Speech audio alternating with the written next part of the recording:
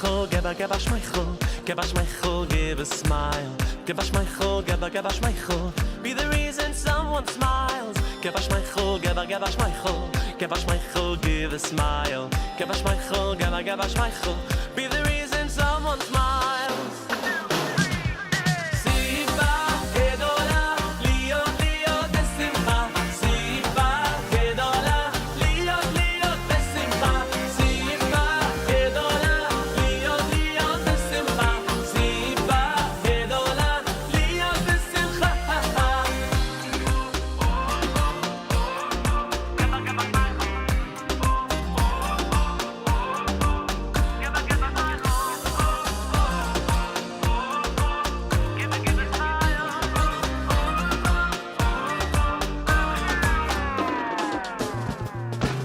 Give us Michael, give us Michael, give a smile. Give us Michael, give us Michael, be the reason someone smile. Give us Michael, give us Michael, give us Michael, give a smile. Give us Michael, give us Michael, be the reason someone smiles. Siva gedola, Leo Leo besimcha.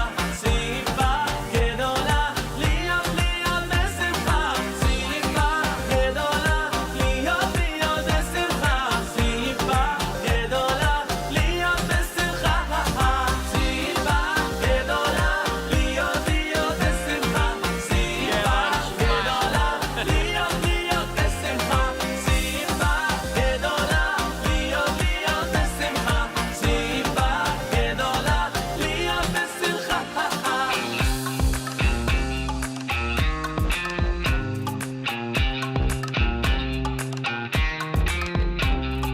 Be the reason someone smiles. Be the reason someone smiles. Be the reason someone smiles. Be the reason someone smiles.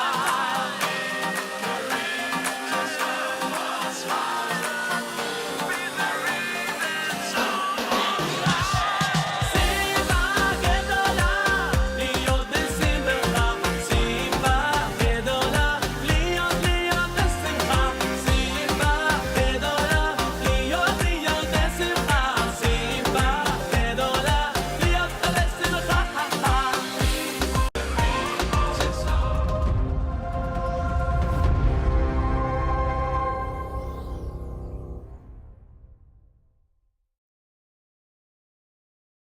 Breakfast with Ellie.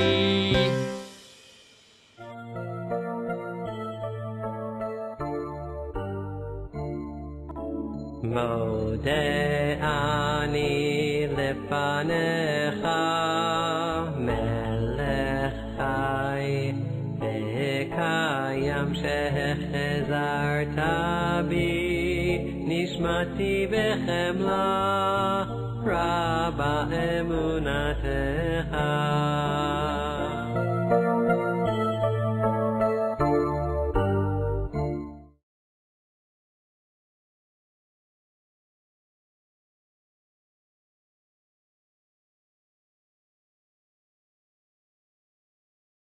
I challenge my audiences when I tell them that I know you won't believe this, but even though I'm a rabbi, I don't believe in God. And they say, oh, that's not possible. I said, well, the truth is, I don't know any rabbi that believes in God. They say, oh, come on, we've heard rabbis talk about God. But the truth is that even Moses didn't believe in God. Oh, where did you get that from? Because you will not find the word God in the Bible. We have to go back to the original Bible, and we have to go back to what our sages have told us the meaning of words are. The word Yud He Vav He, which we don't pronounce, we generally say Hashem, has been translated as God. And the word God has a lot of cultural baggage connected to it.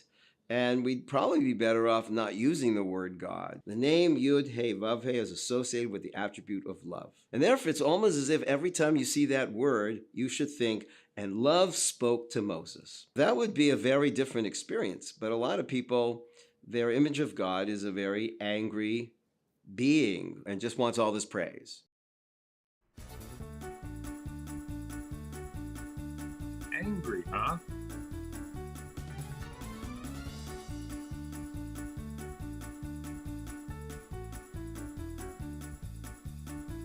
Right. Good morning and welcome to Breakfast with Ellie. It is Tuesday. Yom Shehuk today that Hashem says twice, it is good. It is the 26th day of March, the 16th day of Adar. Torah portion is Tzav, HaYom, Yom Shlishi Shabbos, the third day counting up towards Shabbos. And we will be learning the third Aliyah, God willing. Good morning. How are you? How was your Shushan Forum? Yes, I was quiet. Very quiet. That's okay. That's okay. We did the mitzvahs. We saw the people we needed to see. We did what we needed to do. We had a great Purim on Motzai Shabbos. We went to Chabad of the Upper West Side. We had not been there yet, and they had a Megillah reading, and then nothing else. So we went to Talia's and had our dinner, our mini Suda. That was nice. They were playing Purim music. We drank a little bit. We ate a little bit. We sang. Hopefully, we empowered some other people to do the same. Then Purim Day. We went to Teaneck, New Jersey, to Chabad there, and that was actually in Hackensack/Lodi. Yeah, it was weird at an event space, and it was really, really nice. And they, of course, had the Megillah reading and a Purim Suda, a Milchig Purim Suda, which I'm not used to, but yeah, Milchigs, it's easy to serve that, I guess. And then we came home. We were going to go down to Chabad of the Upper East Side, but we were just so zonked. So I washed and made a Purim Suda here, a second Suda, with meat, just so I could have meat at the Suda. And yeah, that was that. Said some l'chaim and on with our day. All right, men and boys, take two front tzitzis and let's make a bracha. Baruch atah Adonai Eloheinu melech haolam asher kiddishanu b'mitzvotav v'tzivanu al mitzvat tzitzit. All right, everyone together now. I'll divrei Torah. Baruch atah Adonai Eloheinu melech haolam asher kiddishanu b'mitzvotav v'tzivanu al divrei Torah. Hareini mekabel. Hareini mekabel alai mitzvat aseh shel ve'ahavta l'reacha kamocha. I take upon myself every single day to love my fellow friend in a very special way. Torah Tziva. Ay Torah tziva lanu Moshe morasha keilat Yaakov. Torah tziva lanu Moshe morasha keilat Yaakov.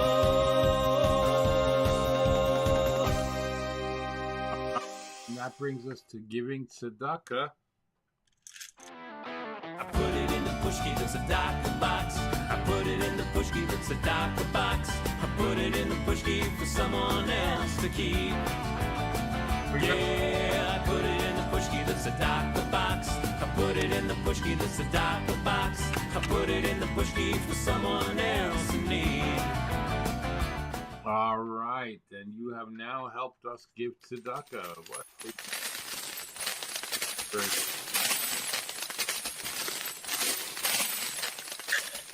All right, fantastic. And that takes us to the saying of the Shema. Are you ready? We're gonna still do this Shema at the Kotel. I absolutely love that video. We're about to say the Shema. This is the moment.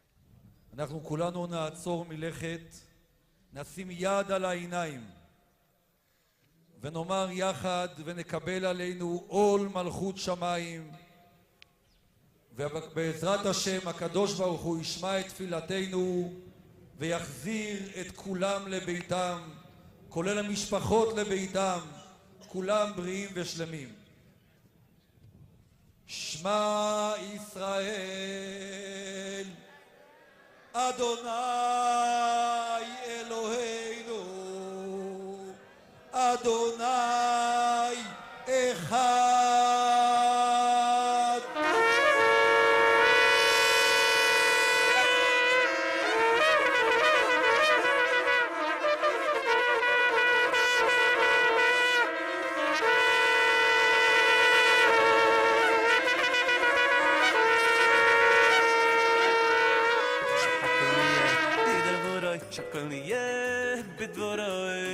Right, fantastic. Wow.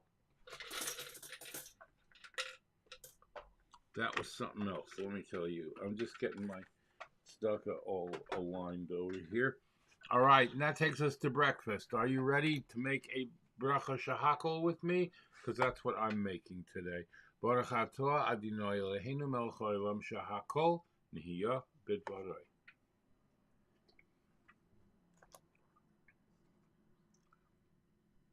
Coffee, blessed coffee. God bless you for being a friend. When the whole world turns on me, it's only you on which I can depend. I want to taste you in the morning and a few times throughout the day. Yes, a cup or two in the evening too. For me, it's the only way. Yeah.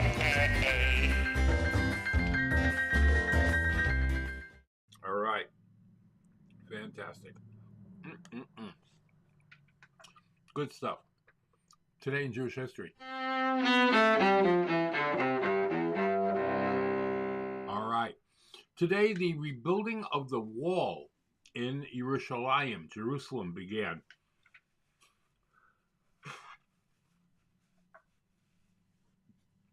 Agrippa I, appointed by the Roman Empire to rule over Judea, was pious and kind to his subjects.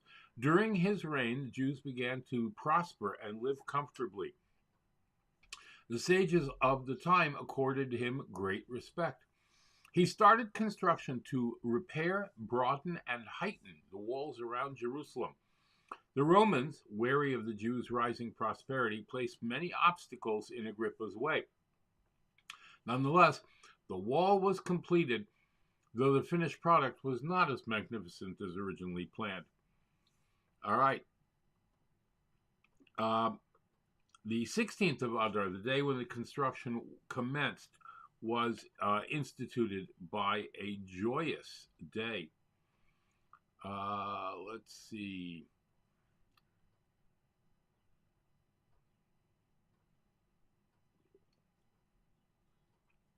A Rhode Island court refused to grant citizenship to Aaron Lopez and Isaac Eliezer, stating that no person who is not of the Christian religion can be admitted free to this colony.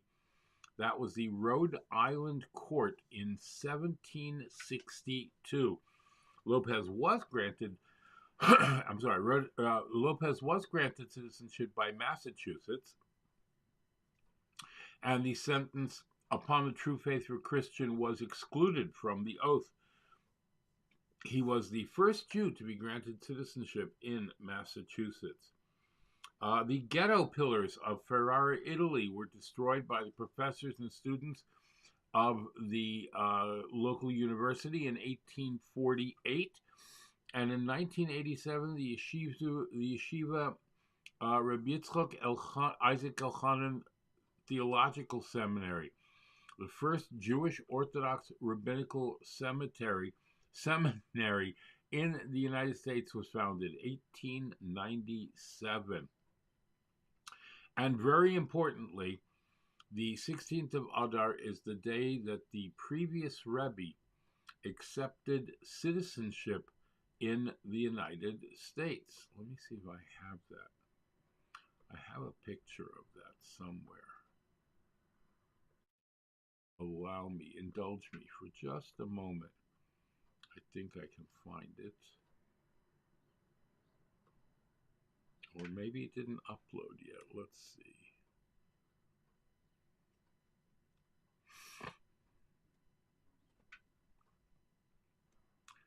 I don't think it uploaded yet.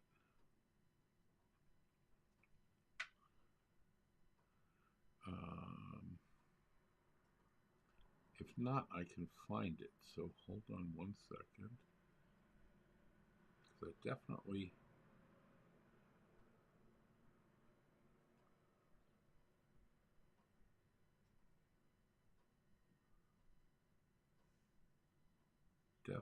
want to get that here. All right, hold on.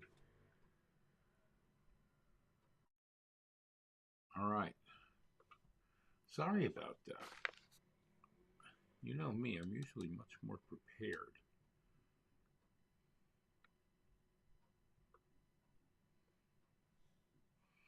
This takes so long these days. All right. Well, it is what it is. I can't fix something that I don't have a handle on. All right, here we go. There we go. The previous Rebbe accepted citizenship. There we go. That's perfect. All right. On this day, in the year 5709. All right. When the Rebbe came to America, he was the first major Hasidic leader to move permanently to the United States. I know. Two of his Hasidim came to him and said not to start up with the activities, not to start up with all the activities which Lubavitch engaged in Europe, because America is different. To avoid disappointment, they advised the Rebbe not even to try. The Rebbe writes, "Out of my eyes came boiling tears." And understand, and undeterred, the next day he started the first Lubavitch yeshiva in America, declaring that America is nit anders. And here's a video.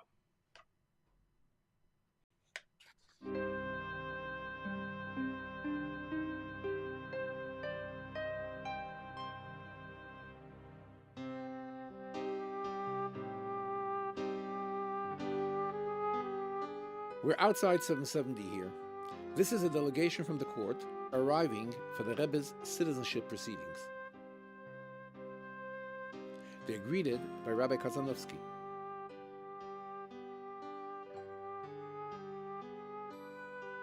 The Friedrich Rebbe's Rebbetzin is serving refreshments.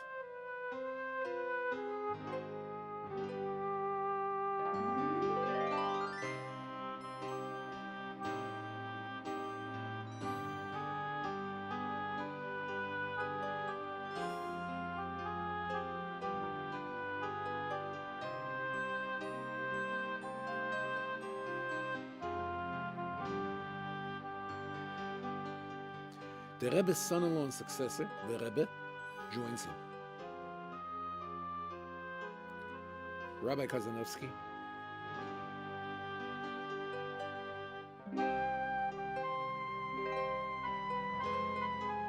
Sam Kramer,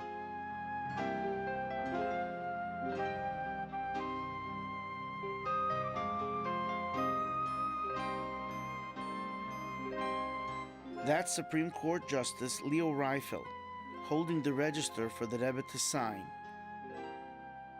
You'll see Rabbi Chadakov for a second on the top left. This is the Rebbe's Yechidus Zimmer, his private study. In honor of the Rebbe, Congress passed a special law that citizenship could be granted in a private residence. Look at the gentle way the Rebbe is assisting his father-in-law. Many of the students of the time speak about the Rebbe's tremendous respect, awe really, in his father-in-law's presence, Rabbis Sholem Goldschmidt and Yisrael Gordon. It was something unusual, but the way the Rebbe was sitting, and this Rebbe, the Ramash that time, the way he was sitting with a Zab Bittel, nicht kein Wort ausgerät, like sits in front von a Sefer Torah, that's the way he was sitting, in front of the Rebbe. all the time. When he sat upstairs by the meal, he used to try to help his father. So the Rebbe used to, in case the spoon wasn't close enough, the Rebbe used to move over the spoon to the Rebbe. He felt the Rebbe wants a drink, he used to pour the drink. But it was done inconspicuously. A lot of respect, never a word spoken. He had this total bittul. The Rebbe, he's a KOSHER sitting in the Rebbe. Respect, courtesy, subordination.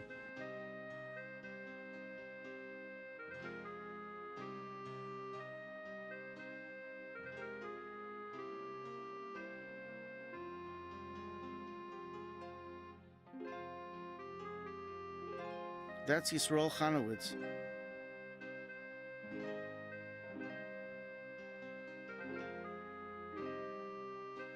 Judge Philip Kleinfeld. In between the two judges are two clerks of the court.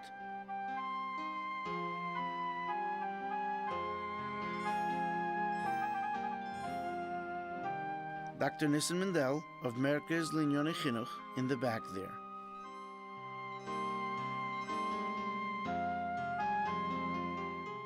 The petition for naturalization.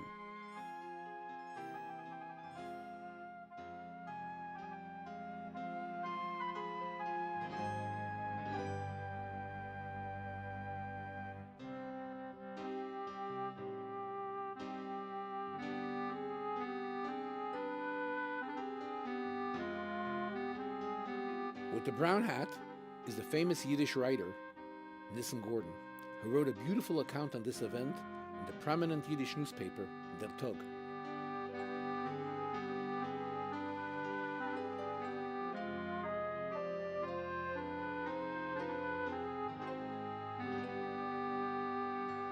The Rebbe treated this as a very special event. He's wearing his shtreimel, which is reserved only for special occasions.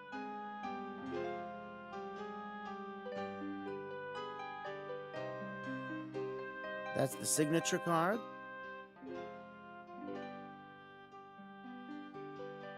The Rebbe is getting ready to take the oath of citizenship, and the Rebbe explains it to his father-in-law.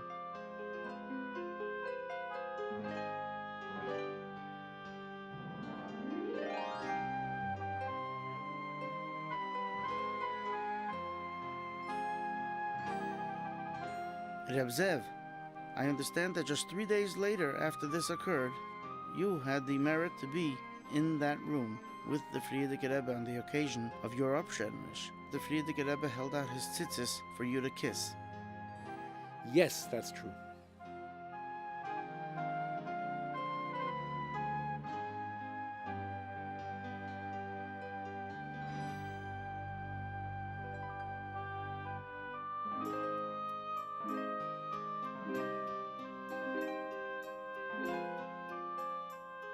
The clerk, Mr. Antonelli, signs and hands the Rebbe the certificate, and the Rebbe thanks the contingent.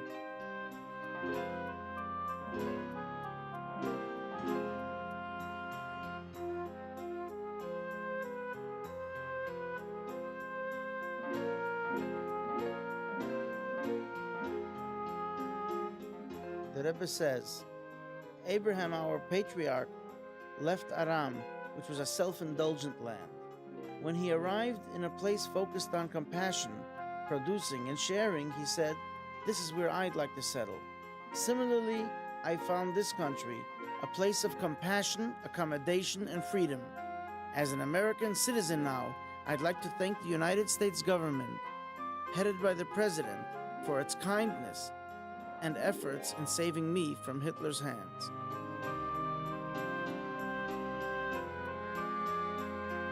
I give my blessing that the United States may have peace and success.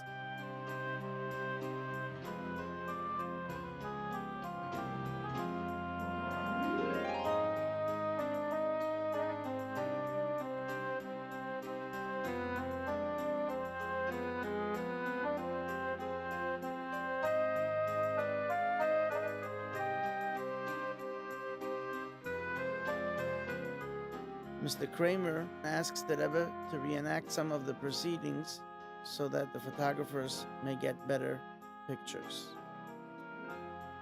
I think that for Gem today, which is preserving and producing videos of the Rebbe at such a high level, this film has a very special meaning. You know, the Rebbe himself arranged this event, and he did this recording of his Rebbe at the highest standard of that time. In 1949, it must have been a major feat to bring a film crew to 770 to record this high-quality color film. I think it's a lesson. The Rebbe was the first to do this, and he set a very high standard for how to value and treat these special moments.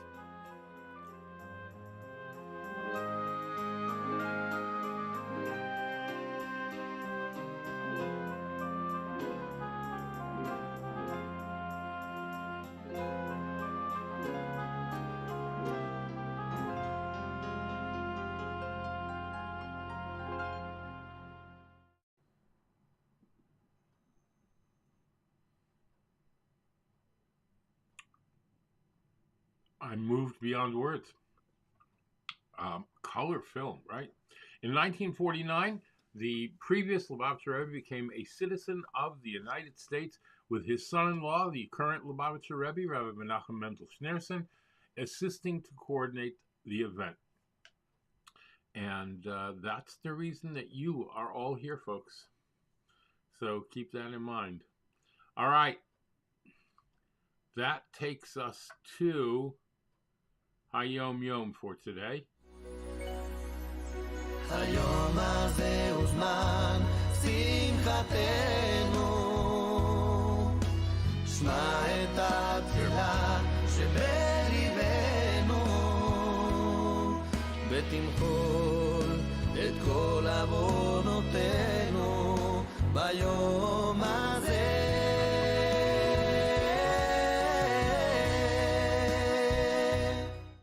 All right, HaYom Yom for today, the 16th day of Adar. You're going to have to give me a minute because the computer decided to go into La La Land.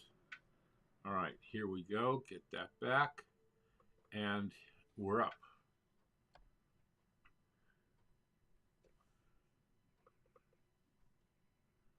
Hopefully. Gotta give us a second here.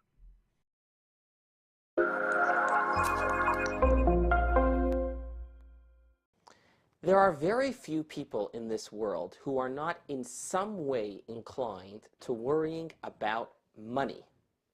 Now, clearly, obtaining more money is not the solution to this problem, because you will often find that the rich man suffers from more financial worrying than does the guy living in a refrigerator box. One of the only demographics of people that appear not to worry about money at all are children. Children who trust that someone bigger is taking care of them. So for adults, if more money is not the solution for your problems, today's HaYom Yom has the solution. One of the spiritual missions of the businessman is to arouse within himself faith and perfect trust that Hashem, the one who is responsible for sustaining all life in the universe, that same Hashem will also provide for you, the businessman. You have to be truly happy and cheerful. Your faith and trust in Hashem is to be so real that you are to be happy and cheerful as though all of your livelihood is already in your hands and everything is taken care of. Easier said than done, but it's possible, and indeed that is what is expected of us.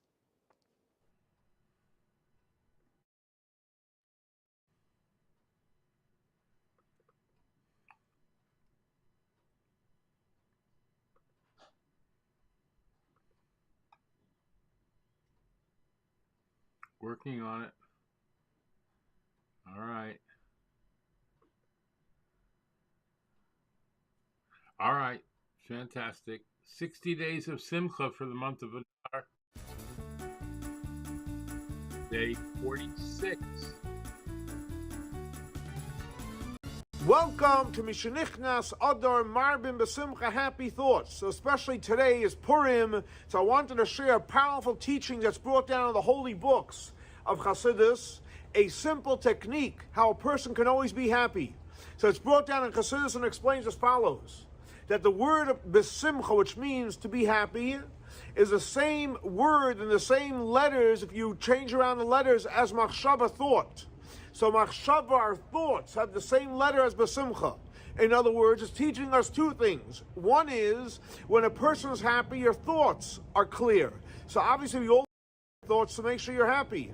And number two is, if you want to be Besimcha and you're lacking the Simcha, with our thoughts, we can change our thoughts and we can be Besimcha. So happy Purim, it should be a great Simcha, we should have Simcha a whole year. We're at the dentist office, and Shayna wants to say joke number 44. What is George Washington's favorite drink? What's his favorite drink? Liberty. Liberty! Joke 44 and 60 months of Adar. Was that funny? Yeah. I thought it was funny. Liberty. Yeah, right? A word from our sponsors. And now, a word from our sponsors. PestProRidol.com. PestProRidol.com. Trusted by the best to keep away the pests. We are offering COVID-19 disinfection services. Mention this ad and get 1 month free service. Visit us at PestProRidol.com. Tarzane Group. Micro, miniature, and small orchids. Go to tarzanegroup.com or call Tomas at 305-440-0565. That's 305-440-0565 and order today. Visit Tomas and Yair at tarzanegroup.com. Micro, miniature, and small orchids. Beautiful in your home. Go to the website and read Tomas's orchid blog. And by Dina D Design. DinaDDesign@gmail.com. Fine artwork, custom made to your specifications, logos, wall hangings, Judaica, and you can even have something for your child's room. Dina D Designs. Go to her Facebook or Instagram or call or text. Thank you very much to our sponsors. If you'd like to become a sponsor, please go right up here to where it says patreon.com/theactorsrabbi, and you can contribute even only $1 a month if you'd like, but that'll help us bring this broadcast to you on a daily basis and cover our expenses. Be sure to thank your sponsors when shopping and mention Breakfast with Elli when you're shopping there. There might be discounts. Thanks for watching. Torah, Torah, Torah, Torah, Torah, Torah, Torah, Tziva lanu Moshe. Torah, Torah, Torah, Torah, Torah, Torah, Torah, Tziva lanu Moshe. All right, patreon.com/theactorsrabbi or breakfastwithelli.live/newcomputer if you'd like to help us get moving on with this. All right, we're trying very hard. I'm looking at maybe right after Pesach. I don't know. We'll see. But we still need your help. All right. When Hashem chooses, we're going into the overview for Parshas Tzav. Excuse me. When Hashem chooses to couch His will in an explicit command, Tzav, He's conveying the full urgency that He attaches to it. We sense that this particular instruction carries much more weight than usual, and somehow much more than usual is at stake. And this invokes in us a concomitant sense of urgency in fulfilling, in a sense, our free choice is partially taken away.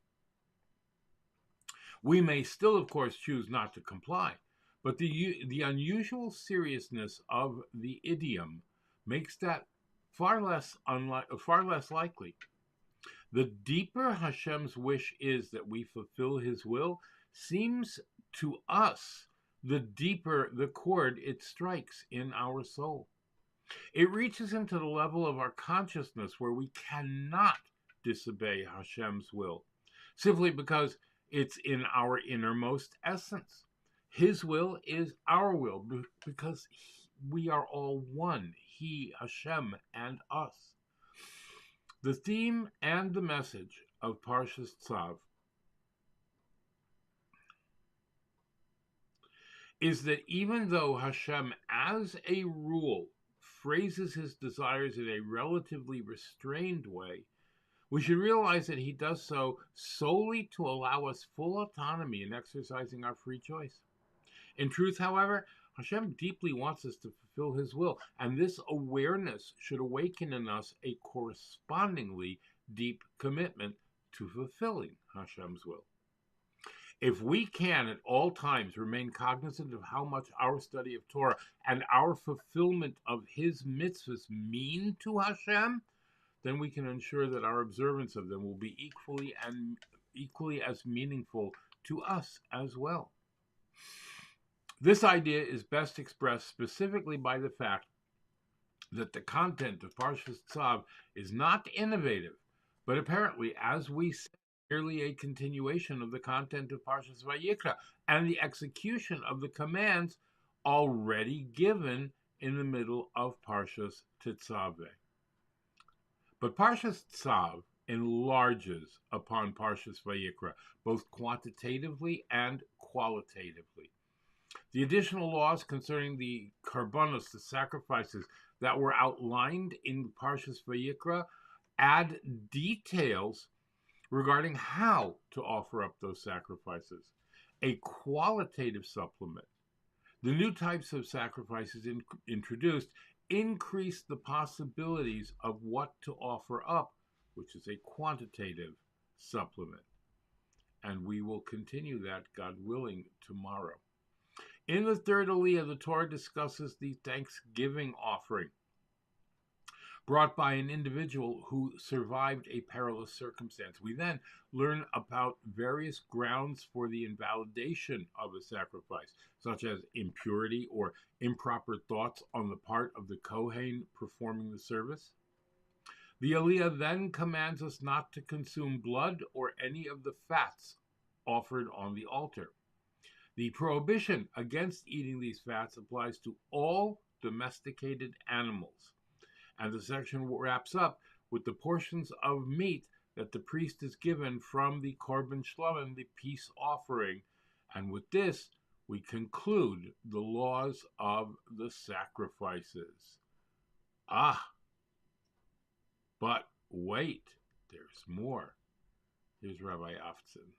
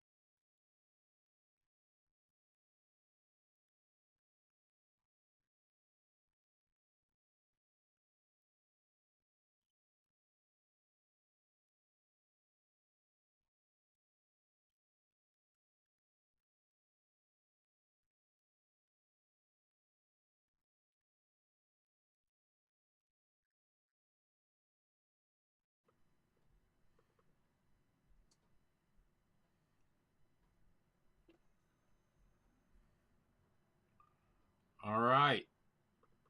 And that brings us to Parsha points with Rabbi Epstein. Here it comes.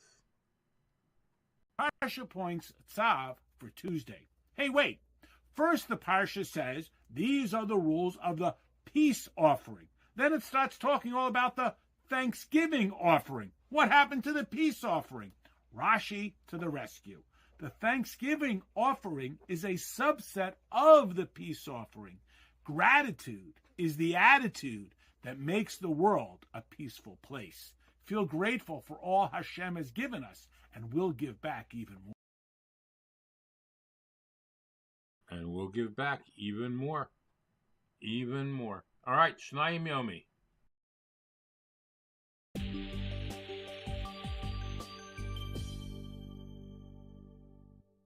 To Shlishi, the third Aliyah. And here the Torah introduces something again, which it mentioned earlier in Vayikra, the Shlomim, the peace offering as it's called in English. The Shlomim is a different type of a korban, and the beauty of the Shlomim is that it's like a different level of Kedusha that came with this particular korban. It's interesting, it's called a shlomim. Now, so in English, we translate it, and that's a whole discussion, maybe not for now. We use words in English that mean absolutely nothing in karbanos. They're so influenced by non-Jewish content. We speak of karbanos as a sacrifice. That's not what a karban means. Karban comes source of karav, to come close to Hashem. We bring these, that's a sacrifice. That's not even a Jewish word, sacrificing. It's the idea of care who's coming closer to Hashem. Shlomim also, not necessarily like a peace offering, but it's more of the idea of shleimus, of completing, of helping figure out what to do.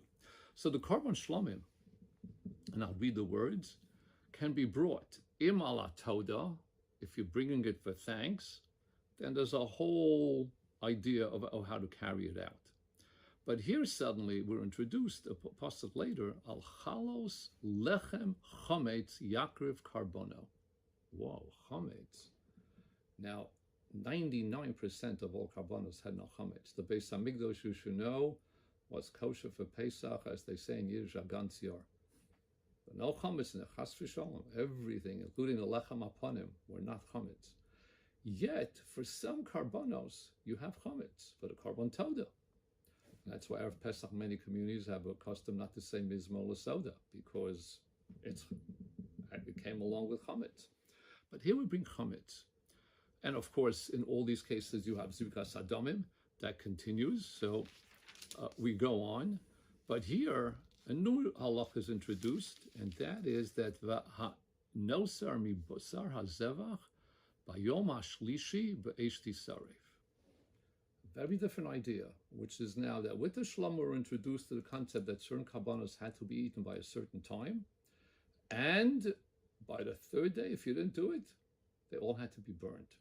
The beauty again, this is Kodesh. It was Kodesh Hashem. It was not for your own, like you went to the restaurant, you got yourself a good barbecue. The Beis Hamikdash was a wonderful place for barbecuing. Without mentioning names of particular places, wherever you're listening to it, you get that smell. But imagine, and here you have it mentioned in this parsha, and even in this aliyah, the idea of ketores that's thrown in here, which suddenly adds a beautiful smell to it. In fact, Yerushalmi says that the ketores in the Beis Hamikdash, one was able to smell all the way to Yericho. And of course, eventually we'll come to the Ketores too.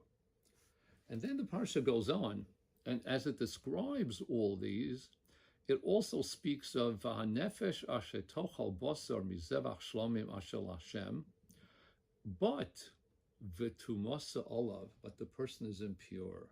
Whoa! Suddenly we're introduced to a whole section of things that disqualify the korban, or it actually brings the person, sadly, to an isakaris. Because right after that, is v'nichras soha nefesh ahi me'amel. And it's over.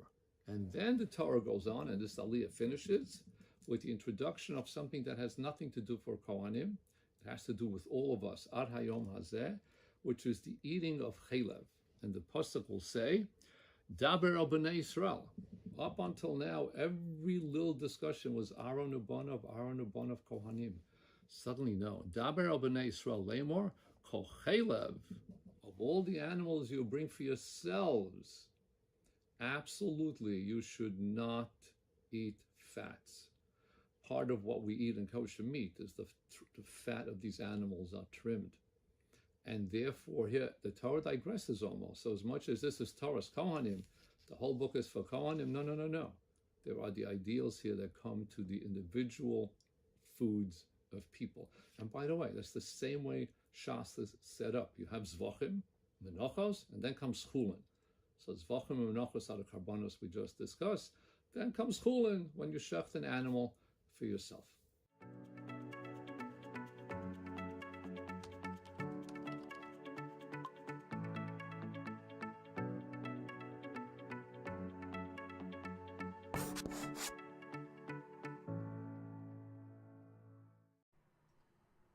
All right. And that takes us to Rabbi Michael. No, we're not going to do that one today. Taking us to Chabad of Iceland. We'll do that one. And then Rabbi Zilberstein. There are two signs that make an animal kosher. An animal that has split hooves and it chews its cud is a kosher animal.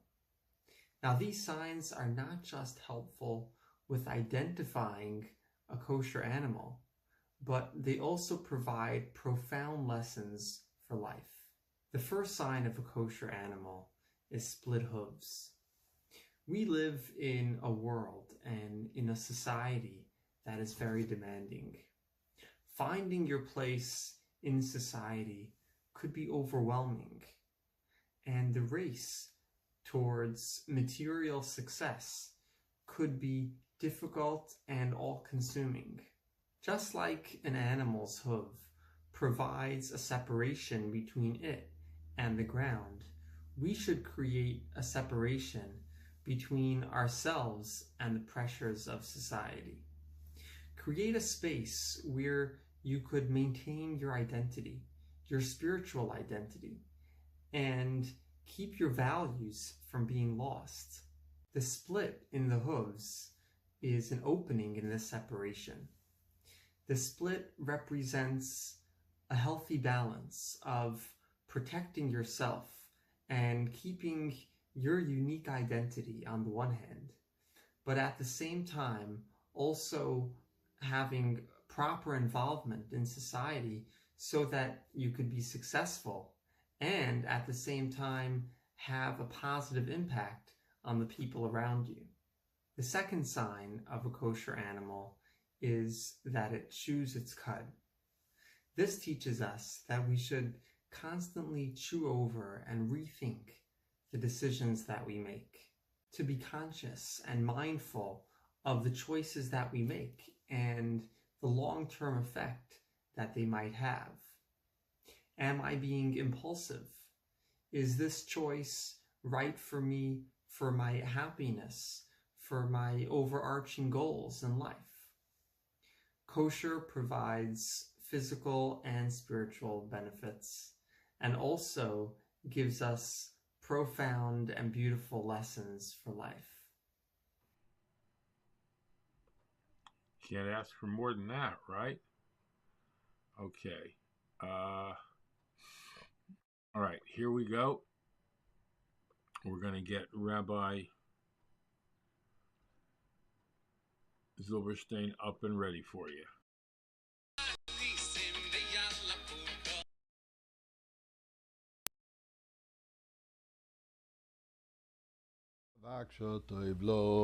My dear friends, let's give some tzedakah. So we have on this very special day tefillah, tzedakah, and Torah. And the reason why I'm saying a very special day is because today is the Siyum HaRambam, the conclusion of the study of, as you see here behind me, all these books of Rambam, and with the commentary of the Rebbe next to it. The cycle of daily study of Rambam, which the Rebbe started in 1984, launched that every person should learn every day 3 chapters or 1 chapter or Sefer HaMitzvah corresponding to the 3 chapters. In this way, we can learn the entire Torah. We can conclude and have familiarity or knowledge, depending on the level, with the entire Torah. Because in the Yad HaChazaka, everything is included. The entire Torah is included in there. So today we're concluding the 43rd time of the cycle, starting the 44th, which, by the way, is a great day to make a commitment to start learning the Rambam. But I want to give you an interesting observation. The Rambam is also known for the 13 principles of faith, the Shloisha Asa Ikrim, which we say in the Yigdal, Ani Mamin, famous song, Ani Mamin B'Emunah Shlema B'Vias HaMashiach, the famous 13 principles of faith. When we look at those 13 principles, the first 6 are basically talking about belief in God. As God is the existence of God as creator, the absoluteness of God, that God is non-corporal, He's eternal, and the imperative of worshiping God and only God. Then we start the belief in prophecy, that God communicates with man through prophecy, and then obviously brings in Moshe Rabbeinu, Moses, the belief in Moses as the ultimate prophet and the one who is our teacher of what? Of Torah. So he brings in the belief in Torah.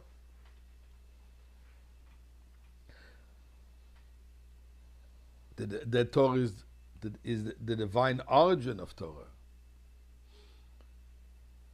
Then he talks about the belief in God's providence.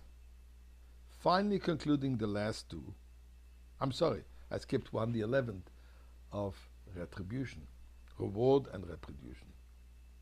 Finally, the last 2 is about Mashiach, the coming of Mashiach and the resurrection of death. So he starts with the belief in God, and he concludes the last ones with the belief in the coming of Mashiach and Triyas HaMesim, which follows the coming of Mashiach.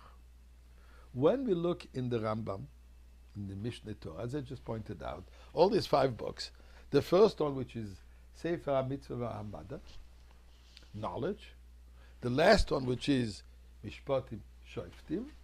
So the beginning starts with belief in God. And he says the following words: Yesoida Yesoides V'Amuda Chochmes, the foundation of all foundations, and the pillar of wisdom is to know that there is a primary being who brought into being all existence.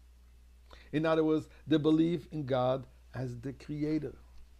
Then he goes through the entire Torah, all the laws, every aspect of life, including even those that are not applicable today, that are only applicable in the time of the Beis HaMikdash, when Jews are in Israel, everything is in there. But then what does he conclude with? With the laws of kings and Mashiach. And the very last words of it is, U'ba'isa hazman, and at that time there will be no famine, no war, no hunger, no competition. It will be a time of goodness, and good will flow in abundance. And he concludes the following: it will be a time when we sages, when we'll all be very knowledgeable, and the entire universe will be filled with knowledge. The pasuk that he quotes from Isaiah, Because the world will be filled with the knowledge of God as the waters cover the ocean bed. It's interesting. He starts the entire magnum opus, a huge work, belief in God. And he concludes with the belief, the coming of Mashiach.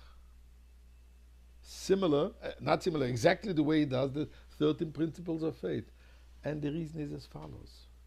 Because obviously the beginning of everything is Bereshis Bara Elokim. God created heaven and earth. The beginning, the belief in God. With no belief, without belief, where are we going? But we have to understand that the original the belief in the Creator of God has a purpose. Why did God create the world? He created for the final. And the final is what? The imminent coming of Mashiach. So everything that we are learning in between all this is part of the process to bring about the final and, God willing, today, the imminent redemption. Please. It would be really, really nice to have that now. All right, and that takes us to Tehillim. Al Yedei Amidas Tehillim, Al Yedei Amidas Tehillim, Al Yedei Amidas Tehillim, Tisoyre Chavatzeles HaShoroin. All right, I need to get us right to chapter 23 and then 22. Let's do it. מזמור לדוד, אדוני רואי, לא אחסר, בינוס תשע, ירביצני, על מי מנוחוס ינהלני, נפשי שובב, ינחני ומעגלי צדק, למען שמו, גם כי ילך בגיא צלמובס, לא ירא, כי אתה עמדי, שבטך ומשענתך, המה ינחמוני, תערוך לפניי שולחן נגד צורריי, תשענת בשמן ראשי, כוסי רוויה, אך טוב וחסד ירדפוני. כל ימי חיי ושבתי בביס אדוני לאורך ימים.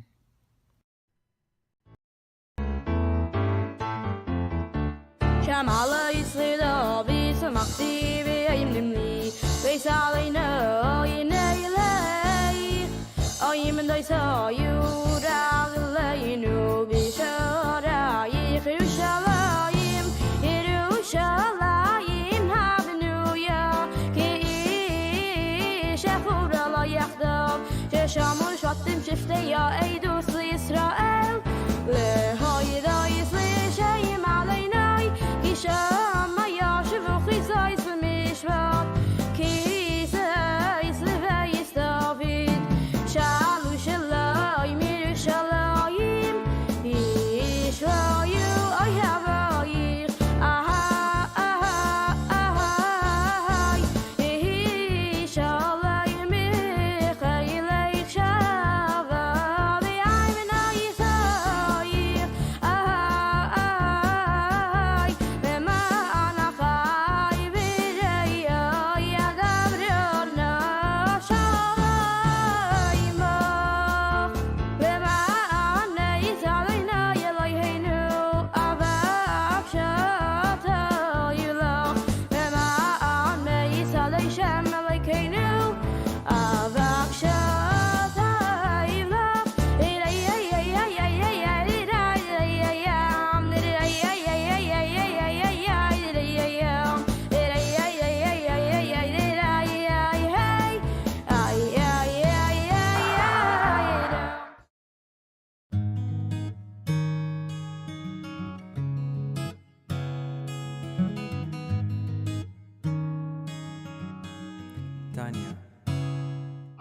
Tanya for the 16th of Adar. Tanya thoughts for the 16th of Adar. Have you ever asked yourself, what is the point of all of this? Day after day, I slog away to define my animal soul just to have it come roaring back to the same battles again and again. No matter how often I succeed in repelling it, it seems like I'm making no progress. I'm just as frustrated every single day. It seems cruel. I mean, my body, okay, but my poor godly soul to be integrated with this brutish animal soul? It feels pointless. The Tanya reminds us that the mitzvah actions are what fuel the divine presence, and that's what keeps it here where Hashem wants it to be. You're not feeling it? Tanya says, I get it. Know ye that Hashem is feeling it every time you do a mitzvah. Let's talk Tanya for the 16th day of the second Adar. In yesterday's Tanya, we explained that Dira B'Tachtoina, making this world into home for God, which is ultimately completing the original intention for why God created everything, is accomplished through every single Jewish person doing mitzvahs, because it is a collective effort of all the Jewish people. When every single one of us does a mitzvah, does all the mitzvahs, so we are thereby elevating our animal soul. When all the Jewish people together do all the mitzvahs, so then we're elevating the collective animal soul of all the Jewish people. And then what happens is, when we elevate the collective animal soul of all the Jewish people, automatically the whole collective klipas nega, the whole collective power of impurity here in this world, becomes elevated. That's a statement the Alter Rebbe makes in today's Tanya. How that works, how is it that when we elevate collectively our animal souls, that elevates the general forces of klipas nega in the world? That will explain, God willing, in the Tanya of 2 days from now. But for now, we'll accept that on faith. We elevate our collective animal soul that elevates the collective klipas nega. Now, the problem is that even if we elevate the klipas nega, the collective klipas nega again is the more benign form of klipa. There is still the gimel klipas hatmeis, the 3 utterly impure and banned and forbidden klipais, powers of unholiness. How are they being elevated? And when we're making a dir b'tachtonim, this whole world has to be hospitable to God. And what are we doing about the gimel klipas hatmeis? We don't interact with them because we don't use them, because we're supposed to abstain and stay away from them. So the Rebbe explains that we know that ultimately everything receives its energy from God. There is no other power. There is no other energy source other than God. This is something which separates Judaism from lahavdil other religions. Other religions believe that there's God and there are forces that counter God. But else we know the only force is God. And if klipa has energy, it's because it receives it from godliness, from holiness. However, gimel klipas hatmeis, those completely impure klipas, they are so removed from holiness that they cannot receive their energy directly from kedusha, from holiness, from God. Rather, there is the intermediary, there's the middleman. The middleman over here is klipas nega, that benign level of klipa. So, klipas nega receives its energy from godliness, from holiness, and in turn, it feeds and it nourishes the lower level of klipa. So when Mashiach comes, when we elevate the middleman, we elevate klipas nega, and now all klipas nega becomes holy, what we've effectively done is we cut off the supply of energy to the gimel klipas hatmeis, and it automatically disappears. So klipas nega becomes elevated, and gimel klipas hatmeis will be eliminated and will disappear when Mashiach comes. Okay, we're still have a ways to go in terms of our journey, figuring out how it is, how this dynamic works. We elevate ourselves, that elevates the collective klipas nega on the whole world, and we'll continue Amir Hashem, God willing, in this journey in tomorrow's Tanya. All right. That takes us to Sefer HaMitzvahs. No, it's not impossible that Rebbe did say, just study Rambam each and every day. I'll never miss my daily Rambam. My Rebbe so desires, I'm not busy or too tired. When I learn Rambam connected, I remain, I am a link in the Rebbe's golden chain. All right, fantastic. I am just duplicating this field so that I can play. No, it's not impossible that Rebbe did say, just study Rambam each and every day. All right, we're going to pop something in there in a minute. All right, here we go. Baruch Hashem, it is day number 339 of our daily study of Rambam Sefer Mitzvahs, and that corresponds in the 3 chapters a day study track of Mishnah Torah to Hilchos Malachim Umilchamei Seihem, the laws of kings and their wars, chapters 10, 11, and 12. Those are the last 3 chapters of the entire Mishnah Torah, and we're going to be finishing the last mitzvahs of the entire 613 mitzvahs. Okay, here we go. Get ready for a big mazel tov. This is a big accomplishment. Baruch Hashem. Hashem has given us strength to come to this point, and tomorrow, with God's help, we're going to start all over again from day 1 and take another 339-day journey. Okay, here are mitzvahs for today. Positive Commandment 191 is the mitzvah of before battle.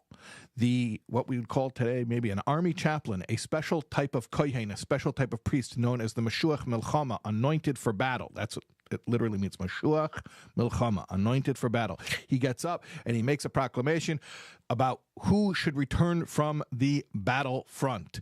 Anyone who has bought a new house and not begun to live there, anyone who has planted a new vineyard and not redeemed the first crop, and anyone who betrothed a woman and did not yet marry her. Remember, those are 2 phases, betrothal and marriage.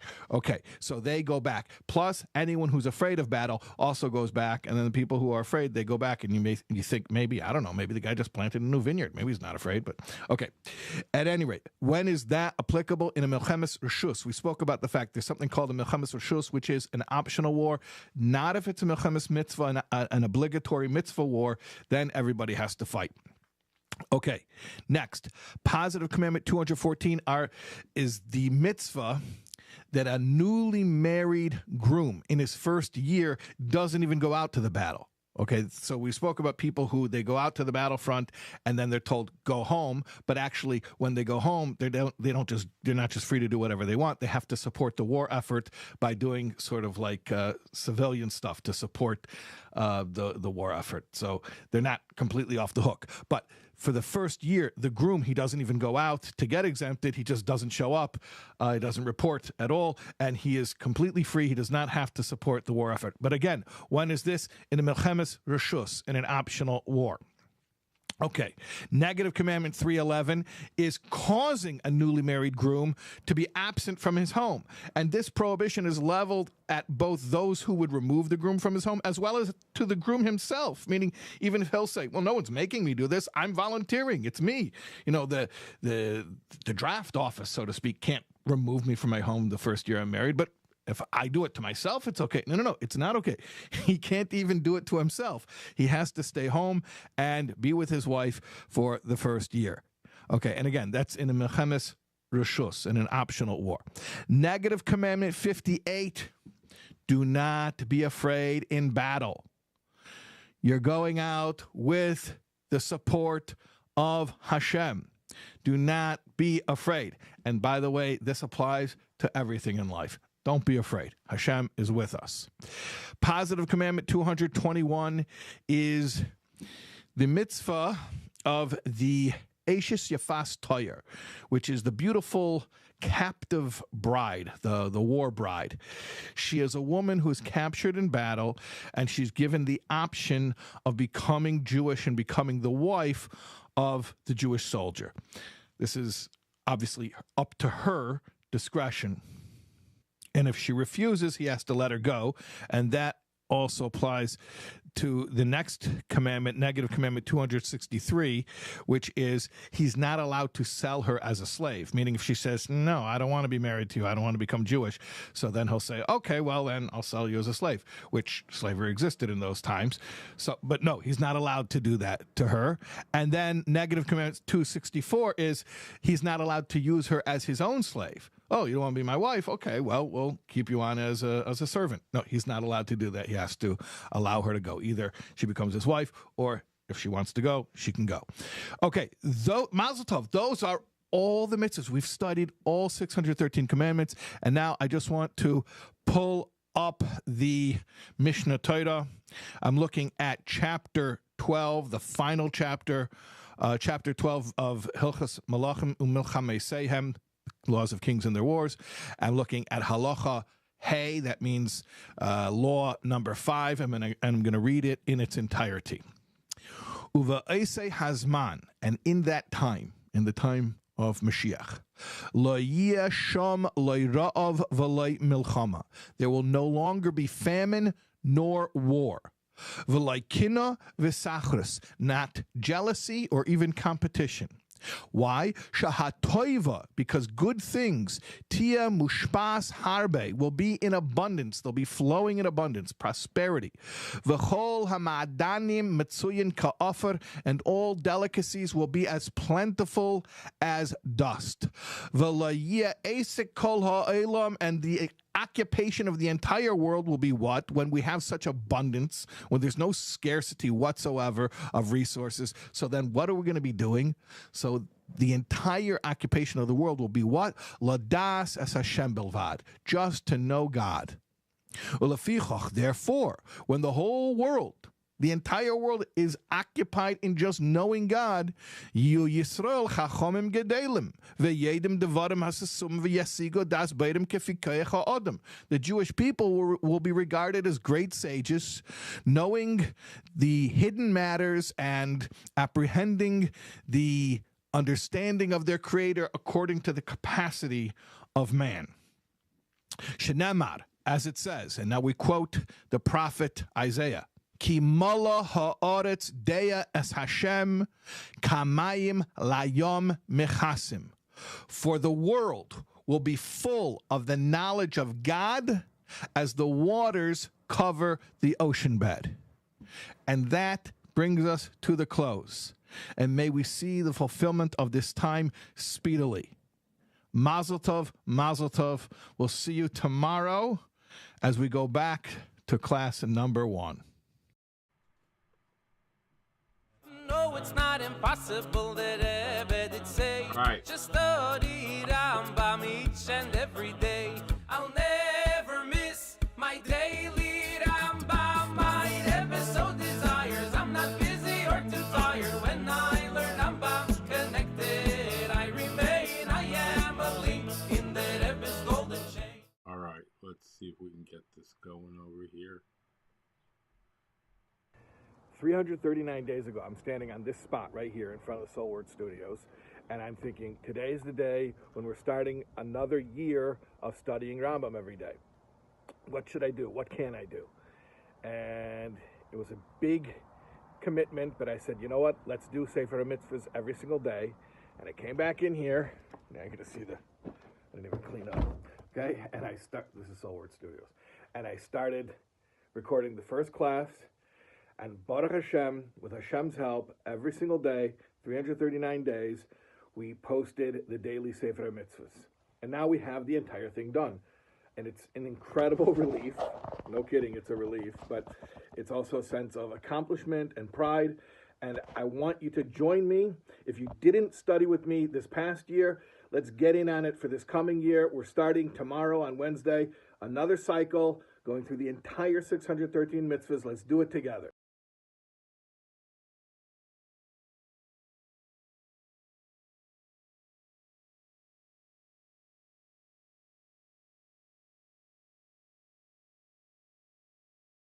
After almost a year of daily study, we're getting ready to cross the finish line today as we learn the final 7 mitzvahs of all the 613 mitzvahs in the Torah.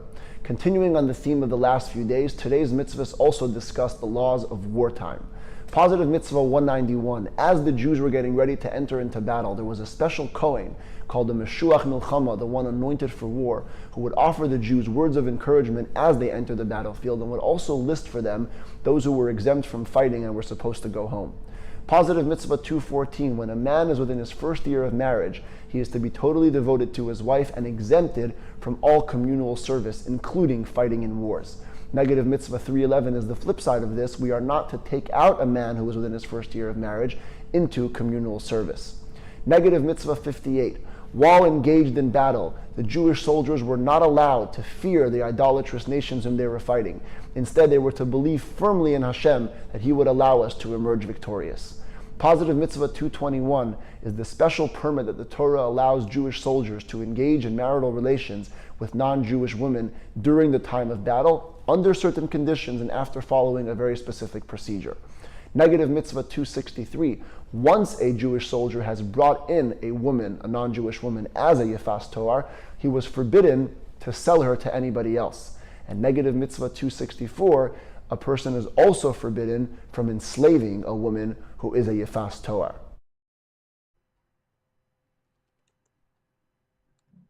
All right, and there you have it. We have completed the entire Sefer HaRambam. Give yourselves a huge, huge, huge mazel tov.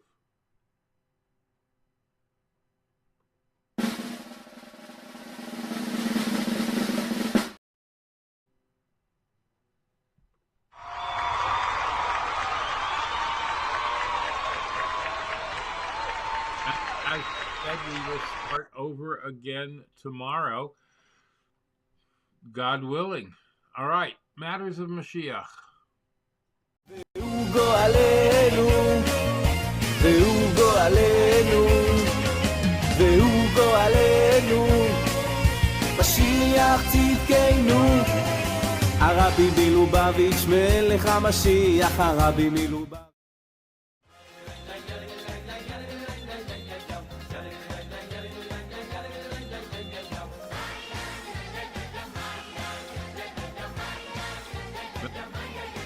Breaking Israeli grace from mouths of infants and babes, and because your adversaries, to put an end to enemy and avenger. When the decree against the Jewish people was signed and placed in Haman's hand, Mordechai saw 3 young children returning from school. Mordechai asked the children, "What's your favorite verse?" The first answered from Mishli, "Be not afraid of sudden terror, al tira mipachad pisaim, or of the darkness of the wicked when it will come." The second answered from Yeshaya, Isaiah, "Make a scheme and it will be foiled. Speak of a plan and it will not succeed. Ki yimonu kael, because Hashem is with us." And the third answered, "Even in old age, I am the same, and until you turn gray, I will carry. I have made, and I will hear, and I will carry and deliver." When Mordechai heard this, he laughed and rejoiced greatly, knowing that the Jewish people would be spared from Haman's decree. Our greatest weapon against Golus is educating our children from their earliest days not to fear man, any man. If they follow Hashem, all will be well. Their simple faith and trust in Hashem will lead us out of exile and carry us from the redemption of Purim to the complete and final redemption, including the redemption with Mashiach Tzidkenu. It should come speedily in our days. Shmuel Tzvi, getting ready for Pesach. So on Passover, Pesach, we're able to reach a level higher than our soul, higher than the soul. And it's called the source of the soul. It's the essence of the soul, which is, I guess you would say the soul, but it's not the soul that we always talk about, the neshama we talk about. It's the hidden part of the soul, the higher level to the neshama, the source of the neshama. And this is related in the Passover Seder, the Pesach Seder, Afikomen Tzafun, which means hidden, stored away. And this we can reach through the steps in Pesach by removing our personal chametz, our personal pride and ego, making ourselves humble, preparing our homes for Pesach, and following all the steps of the Seder. And then that's when we get the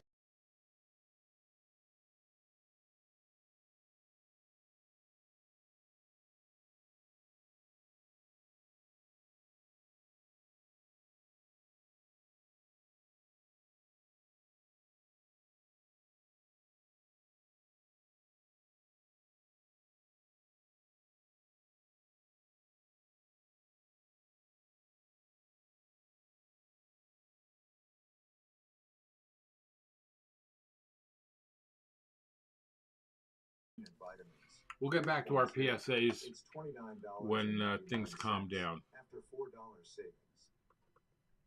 Let's get here.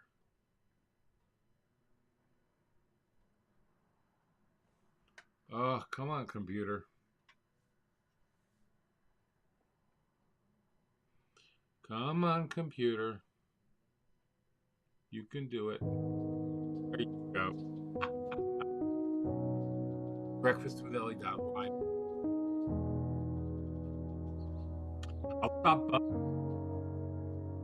Contribute. I'll stop. The Torah and the Jew are one. So much so that even one who claims he has no connection with the Torah, who pushed up against the wall, even that Jew will hold the Torah as the most precious thing in life.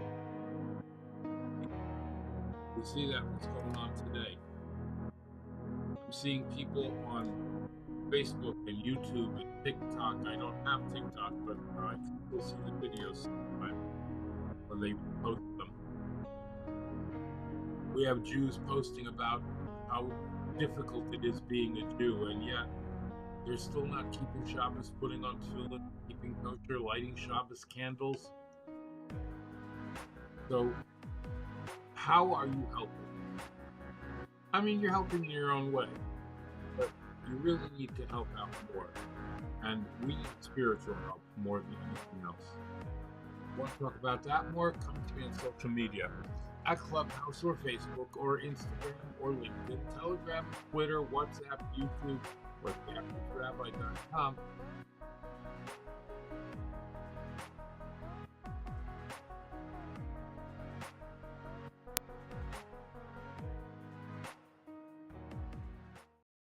Baruch ato Adonai Eloheinu melech ha'olam boirei nefashos rabois v'chesronan al kol ma sheborasa lachayos bohem nefesh kol chai baruch chai ha'olamim.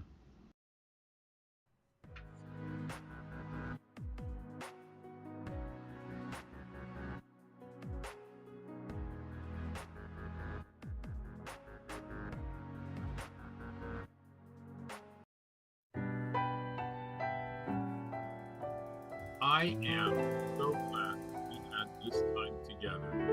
It means so much to me that you come every day, and it means so much to me that you come with me and watch. It's an incredible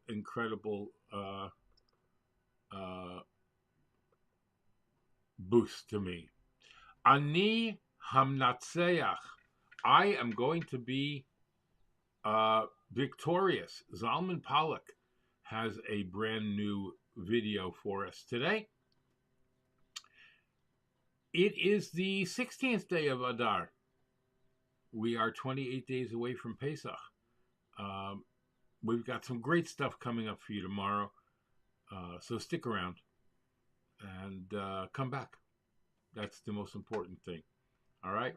Thank you to my Patreon sponsors, Pespro Riddle, Tarzan Orchids, Dina D Design, Bracha Biederman, Avi G, Rezum Musavi. If you'd like to become a sponsor, go to patreon.com/theactorsrabbi or breakfastwithelli.live/newcomputer, and you can sponsor us today. All right. Thank you so much. In the words of Rabbi Isaac Hamler, have affection for a fellow, Hashem will have affection for you. Do a kindness for a fellow, Hashem will do a kindness for you. Draw a fellow close, and Hashem will draw you close to him. Go out and do something nice and something good for someone today. Make it a great and glorious day, and be the reason someone smiles. And we will see you, God willing, tomorrow.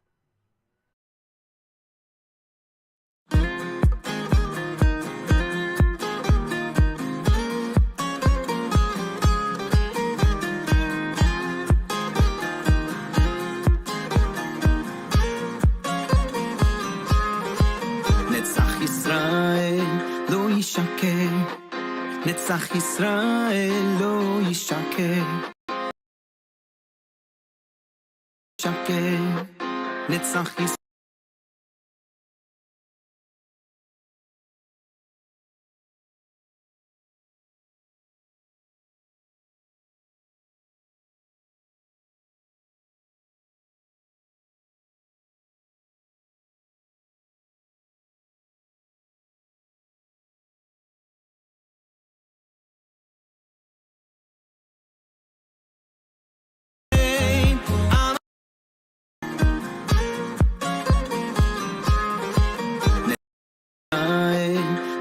ישקר, נצח ישראל לא ישקר, נצח ישראל לא ישקר, נצח ישראל לא ישקר, נצח ישראל לא ישקר, נצח ישראל לא ישקר, נצח ישראל לא ישקר, נצח ישראל לא ישקר. עם הנצח לא מפחד, הנצח לא מפחד, עם הנצח לא מפחד, עם הנצח לא מפחד, עם הנצח לא מפחד, עם הנצח לא מפחד, עם הנצח לא מפחד, עם הנצח לא מפחד. נצח ישראל לא ישקר, נצח ישראל לא ישקר, נצח ישראל לא ישקר, נצח ישראל לא ישקר.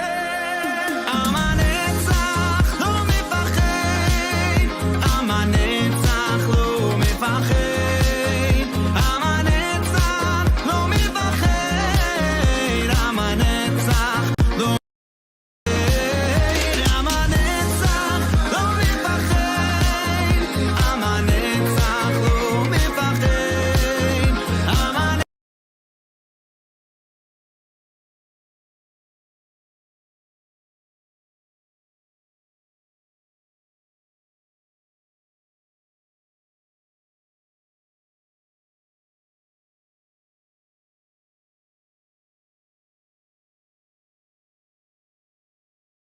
Nu odam vinu chai